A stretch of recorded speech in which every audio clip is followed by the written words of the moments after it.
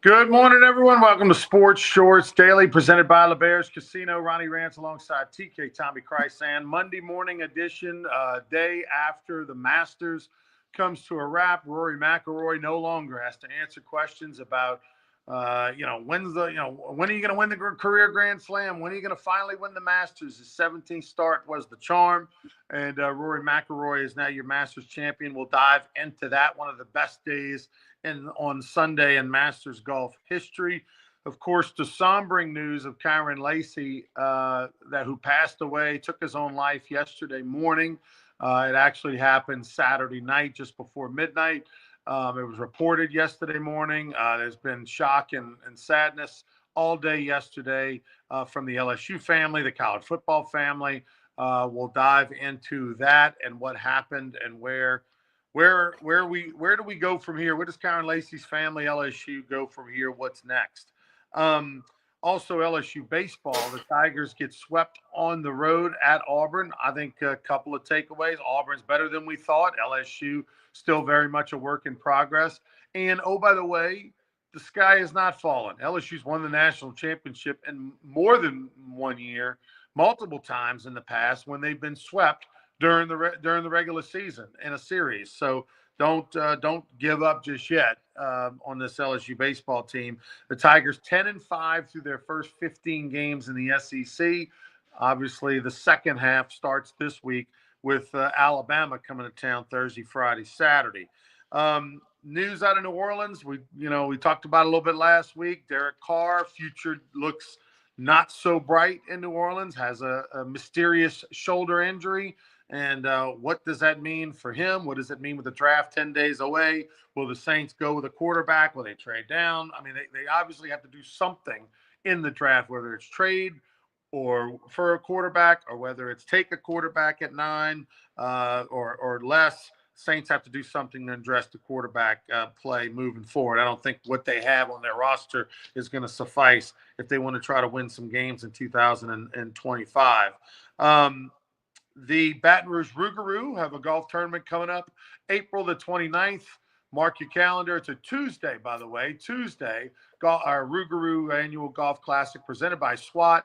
It's going to be at the Island Golf Course in Plaquemine, just about 20 minutes from Baton Rouge. So we hope you can join us. Go to brrougarou.com for more information there. The Rougarou class, the most fun you'll have on a golf course, 10 a.m. tee time, a celebrity golf classic, Tuesday, April 29th. We had tons of celebrities last year. We'll have a bunch this year. You can book it. What else we got, TK? But Tigers, by the way, in action tomorrow night against the very hot McNeese Cowboys at the Southland Conference. I'll be on the call with Lynn Rollins for that on the ESPN SEC TV network. And let's start. And Paul Skeens, by the way, on the bump today. He got roughed up last Tuesday. He'll be pitching tonight for the Pirates. Let's start with the Kyron Lacey news, and then we'll go to the Masters. Shock and awe, Tommy, for Kyron Lacey. We know he was facing some legal troubles, was supposed to start a grand jury hearing today, face a grand jury today down in South Louisiana for a potential hit and run that led to the death of a 70-something-year-old ex-military veteran. And Kyron Lacey, we know the story, high rate of speed, passing a car, switches back over into the lane, causes two cars to, the charge was that he caused these two cars to collide and then didn't stick around for it, circled the scene, and then took off. Who knows what the outcome of that would have been? Some of the people say there's a video out there that maybe works a little bit in his favor. But the bottom line is that Kyron Lacey's future was iffy when it came to, is he going to be going to jail? Is he going to get drafted? Obviously, NFL was on hold until his legal situation was taken care of one way or the other. And obviously a very difficult time. And Kyron Lacey got into an argument with his sister, is what where reports are. He fired a gun into the ground. This took place in Houston, where he was training for, the draft and for, trying for the next phase of life. Got into an argument with his sister, fired a gun in the ground, took off in the car, high rate of speed. A sister calls the cops. Cops find him, on the road. He takes off running in the car. He takes off on a chase, and then he ends up taking his own life while in the car, while on the chase, puts a gun to his head, and then the car crashes, and the cops find his body in the vehicle. They say he took his own life before the car crash. I mean, this is just shocking. Very sad story. Any way you look at it, everything that happened with the incident down on the bayou and going forward, and the NFL not letting him come to the combine, and so many of his teammates and plans, and the coach from the Raging Cajuns, everybody had comments on social media. It grew, got national exposure. It's just a very, very sad story with a very sad ending. The Kyron Lacy was a friend of the Baton Rouge Rougarou. He and Casey McKenzie actually had some connections and were friends. He came to a couple of Titan Combat Championships MMA fights that Casey, as McKenzie, a promoter in the state of Louisiana of MMA fights, has done, I think, 4 of them in this past year or something like that. Kyron came to a couple of them. He's been to a couple of Rougarou games over the years, representing Gordon McKernan, part of the G team. Multiple run-ins with him, obviously. As far as meeting the guy, nice, big personality, wonderful guy, and you just don't know what people are going through mentally, right? I mean, his dad posted a very heartfelt post on Facebook about mental health and kids. Parents, hug your kids and talk to your kids and try to keep that line of communication open, because you don't always know what's going on, and you got to try to get kids, and especially young ones, to talk over the course of their life about what their challenges of mental health. And this is just another case of a young person. I think he was 24, 25 years old. I mean, just probably a tremendous overreaction. I mean, worst case scenario, he faces what he faces in the court of law, and he if he is found guilty, faces whatever those consequences are, and then chances are he would have been able to move on in his life and either been an example of good or what not, or a cautionary tale of what not to do. And maybe he could have, ended up back in the NFL and had a story, but we'll never know. Again, it's a very sad story with a very sad ending. And, I don't know, I guess when something like this happens, you try to figure out what good can go forward. Maybe the comments by his dad, help somebody else communicate or talk to somebody. Ronnie, suicide came very close to me many years ago in my family right before my wedding. So I have dealt with it, and I've learned more about it after that happened, certainly. And it's real. I mean, people need to communicate and find out. You never know what's going on when somebody puts their head on a pillow at night, or they're sitting alone one day. You just don't know what goes on in many people. It doesn't matter what age or male, female, it doesn't matter. You just truly never know. And you just you hope your friends and your loved ones that you can let them know you can talk if they need to talk. I immediately thought of the Rain Will Bring Flowers Foundation, which was formed a couple of years ago in Baton Rouge when a teenager at St. Michael took his life. A football player over there took his own life at 15, I believe. And his family started this foundation. I've been a part of a couple of events as an MC. I went to the gala last year, was out of town. But ironically enough, the gala past Saturday night, their fundraiser. And they work in schools and church groups, and they work with LSU athletics. There was a Rain Will Bring Gala event that I was a part of a few weeks ago at the PMAC. And they work with young people, with mental health issues. And, so if you're thinking and you're generous and you're thinking, go check out the Rain Will Bring Flowers Foundation on Facebook and online. It's a great cause, and it's a foundation where that's started for the right reasons, and the money goes to good use. That's for sure. All right, we'll move on to a happier topic. Masters Sunday, Tommy, just seems to get bigger and bigger. And what I mean by that is I feel like the Masters, in a day and age where there are a million channels, there's a million options, there's a million streaming services, there's a million things to do, And so sporting events, albeit popular, can sometimes not be as popular as they were 20, 30, 40 years ago. I feel like the Masters is one of those cases where it's trending the other way. The Indianapolis 500 used to be huge, or the Kentucky Derby used to be like everything stopped and you just did the Indianapolis 500, the Kentucky Derby on those specific days, Memorial Day or the first Saturday in May, but they've sort of faded a little bit, especially the 500. But I feel like the Masters is trending upwards. I think more and more people are interested in the Masters, watching the Masters, wanting to go to the Masters, and there more people are going to be coming to the party after Rory won on Sunday because he's one of the more popular figures in golf around the world. Justin Rose from England, one of the gentlemen of the game, a Hall of Fame golfer in his own right. Go to a playoff hole, and of course Rory, after missing a super makeable putt on 18, ends up making a tap-in birdie basically on the first playoff hole to win the Masters. I think his reaction, his joy, the celebration for him by the fans, his friends, his family, and the world was unlike really anything we've ever seen. It was Tiger-esque. It was amazing. I mean, I watched a lot of guys. Yeah, you know me, I love my baseball, and I watch college baseball or Major League Baseball. I didn't watch hardly any of it this weekend because of the Masters. That's my weekend when I sit in the reclining chair and just watch golf. Okay, other times I might catch there, but truly the amazing golf, the mistakes that were made, the great shots that were made.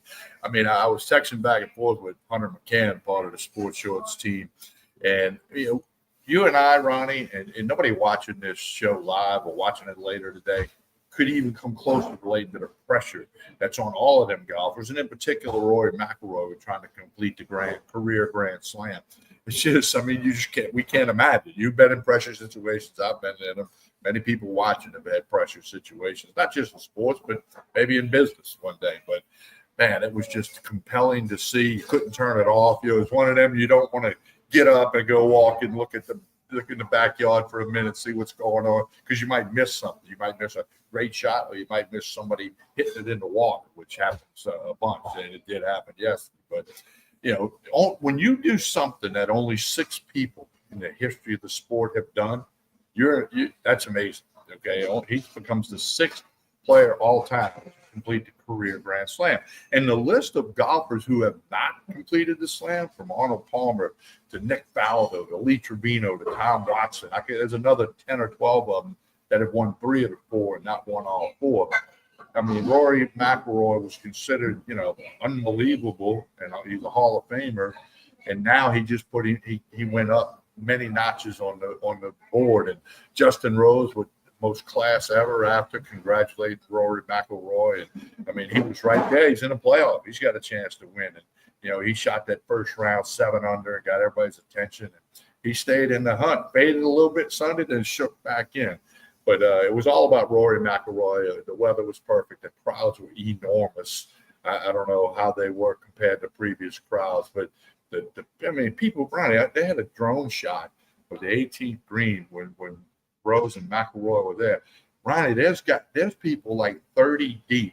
Okay, and if you're not 6'6", you're not seeing much of anything. If you're 30th behind people standing, but you want to be there. And the roars and the excitement. I mean, it's the Masters. I agree 100% with you. I don't think it's lost any of the glitter with some of the other Kentucky Derby, Daytona 500, Indy 500. Some of that other stuff has maybe lost a little glitter, not the Masters, and certainly not now. Well, the one benefit, Tommy, that being such a hilly golf course is those 30 deep aren't necessarily flat. There is some undulation and, to it. A couple thoughts. One is if you're Justin Rose, you just look back on Saturday when I think he shot 75. He had 3 rounds under par, including, of course, the 7 under to get things started on Thursday. But he was sensational. Made the super long putt on 18 to get him tied with Rory.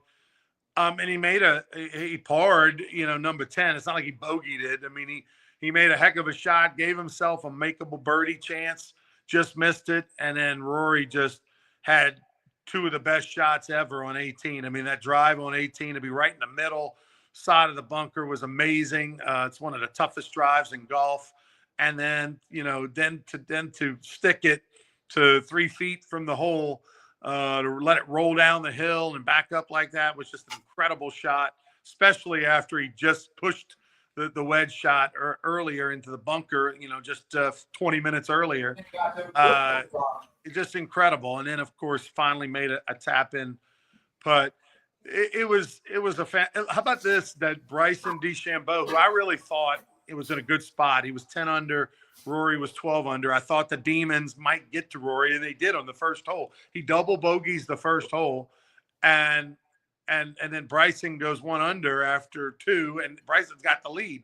But then Bryson backed up, didn't have a good day, was over par. And then, of course, Rory kind of righted the ship and made shots when he needed to.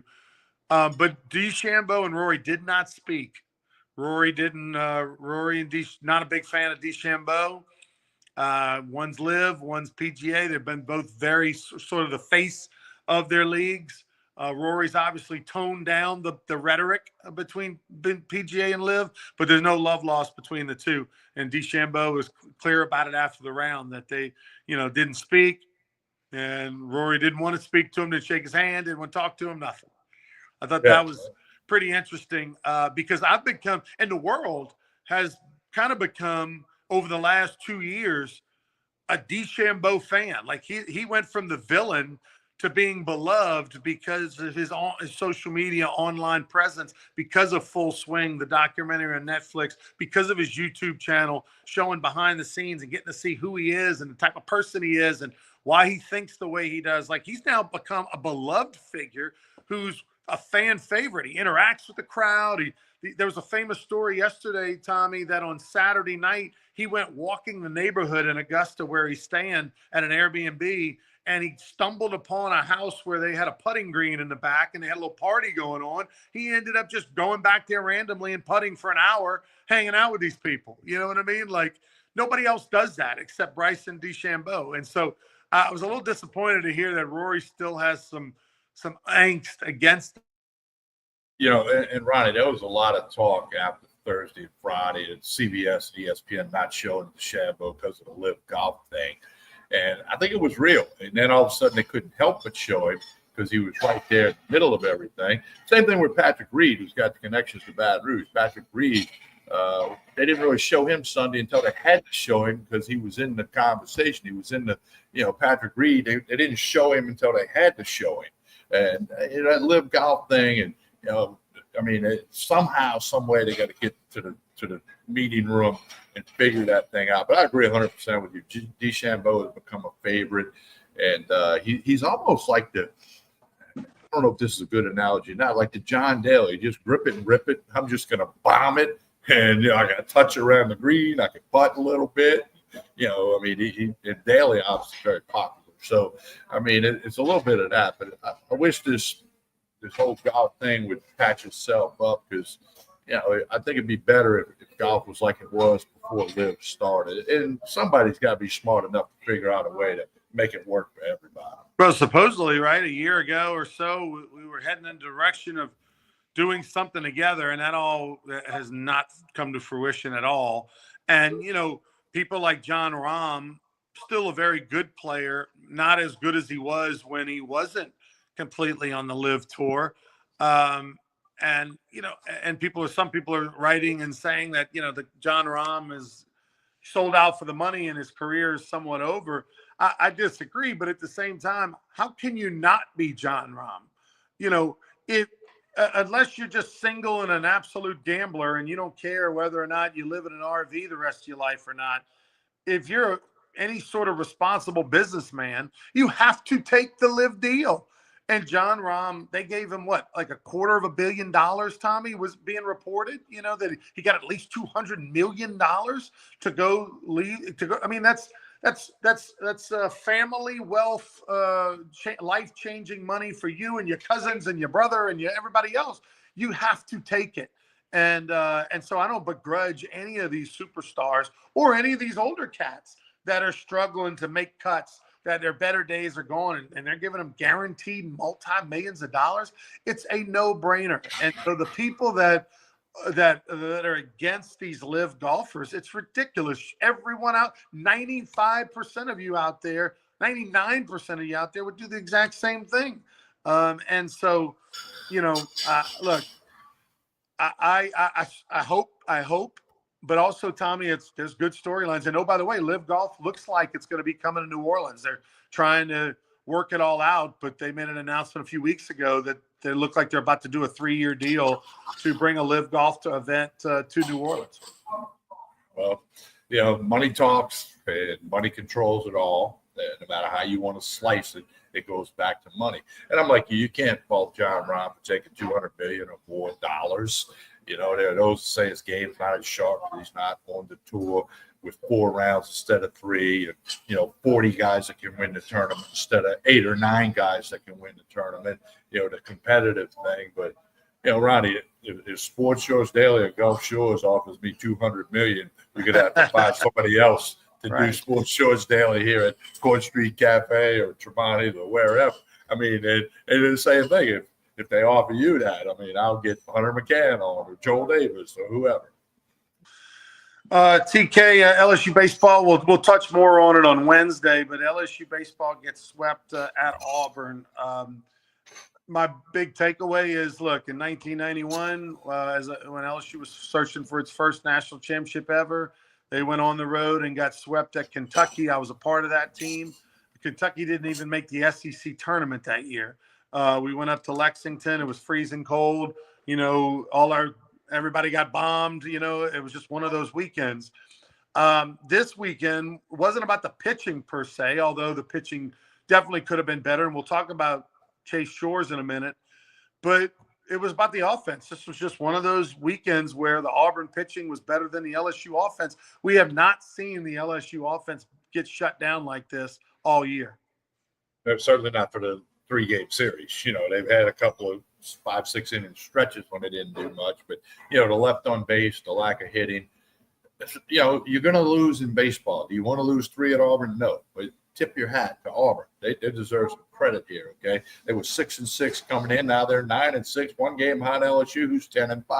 But if you're 10-5 in your first half of the SEC schedule, if you duplicate that and go 20-10, you're going to win the SEC. You're going to be a national seed. The sky is not falling. Are there things to be worked on and corrected? Absolutely.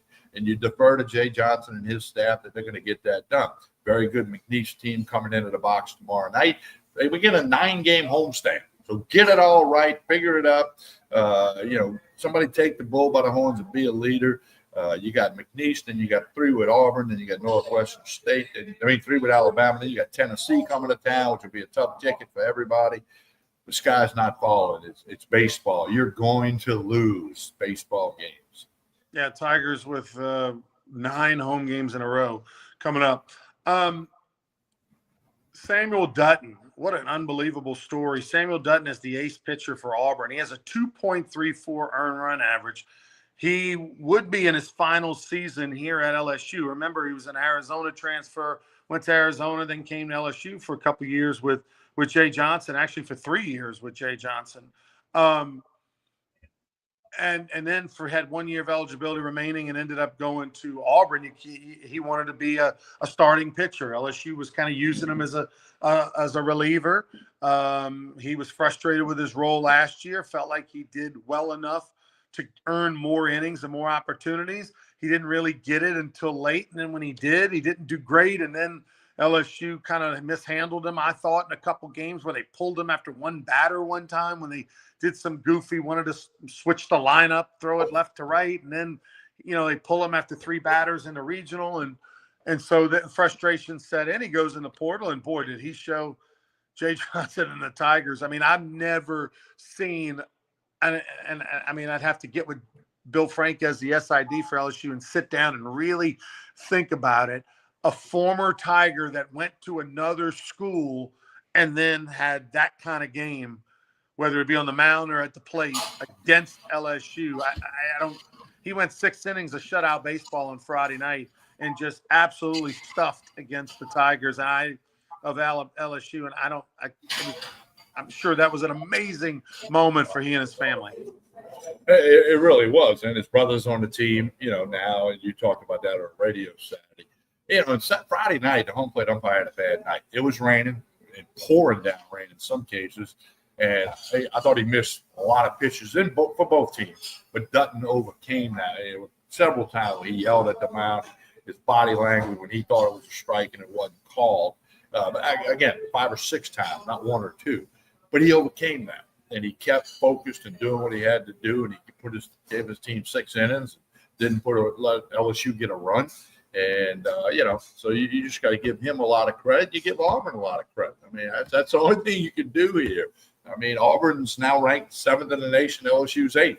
So, I mean, that's the way it goes. Couple quick things. The Pelicans season's finally come to an end. 21 wins this year, TK. Second worst in franchise history since they've been in New Orleans. And they will have the 4th most ping pong balls when the lottery thing happens. So hopefully they bounce their way. Paul Skeens in action tonight. The NFL draft 10 days away. These are all things we'll talk about plenty more on Wednesday. Louisiana Sports Hall of Fame, just over about 70 days away or so from that. And you can get your tickets at lasportshall.com. And don't forget, with the Masters coming to a wrap, golf is super red hot. Edwin Watts on a Sunday was popping yesterday. I'm actually, TK, looking at some new irons. It's been years since I've had some new irons. And so I'm going to play around and see if it makes sense for me. I haven't gotten anything yet. I'm going to. Well, I told you, we might have an outing going on Wednesday, so try to free up your schedule after lunchtime. Even if you just come play 9 with us, and it looks like we're going to get it done.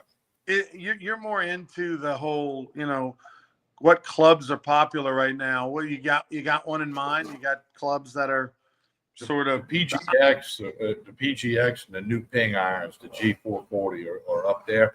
Ronnie, I've got clubs that were made for me over 30 years ago, custom made because I'm a little taller than the average guy, and I take care of them. They're clean. They're not damaged or whatever.